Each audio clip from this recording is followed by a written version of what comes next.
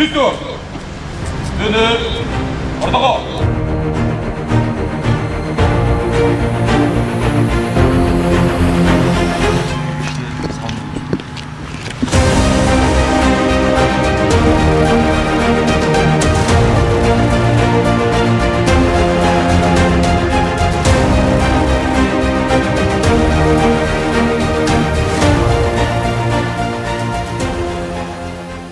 Службе исполнения наказаний впервые вручаются служебные автомобили отечественного производства для руководящего состава. Сами сотрудники ведомства рады вниманию со стороны Кабинета министров. Саламат Карагулов многие годы работает в системе СИН. По его словам, автопарк не обновлялся несколько десятков лет.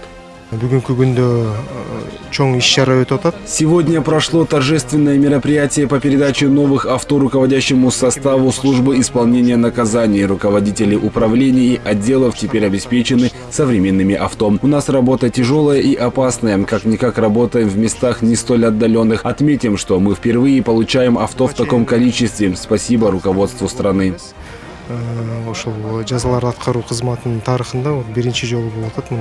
В соответствии с требованиями постановления Кабинета министров у завода Tulpar Motors закуплено 25 автомобилей. Среди них 23 автомобиля Chevrolet Tracker, один автомобиль Chevrolet Cobalt и один 5-тонный грузовик Isuzu. В целях повышения эффективности оперативно-служебной деятельности и улучшения материально-технической базы служба исполнения наказаний при Министерстве юстиции Кыргызской Республики в соответствии с постановлением Кабинета министров от 24 апреля этого года выделено 50 миллионов сомов. Надеюсь, что обновленный автопарк службы исполнения наказаний поспособствует эффективности работы и даст стимул сотрудникам. Отмечу, что в ближайшем будущем мы и дальше будем модернизировать свою систему юстиции, начиная от камер в исправительных учреждениях и до строительства современных домов юстиции. Отметим, что прежние автомобили СИН были получены от международных организаций и других государственных учреждений, а именно бывшие в употреблении старые автомобили. Однако имеющийся автопарк не смог полностью покрыть транспортные потребности службы исполнения наказаний. Я должен отметить, что многие колонии у нас находятся далеко за пределами города Бишкек. Сотрудники вынуждены проезжать в день по 120 и более километров, чтобы добраться на работу и прибыть обратно.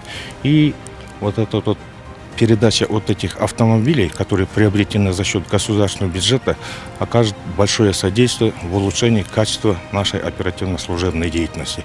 Машины мы передали также в регионы, в Каракол, Нарын, в Южный регион. В настоящее время каждая колония закрытого типа по всей республике будет обеспечена автотранспортными средствами. Кроме того, через тендер были закуплены один микроавтобус Mercedes-Benz Sprinter на 18 мест и один минивэн Kia Carnival. Таким образом, в 2024 году служба исполнения наказаний получила 27 новых единиц автотранспорта. Эрмек Уренкеев, Мирлан Джанабеков, ЛТР Бишкек.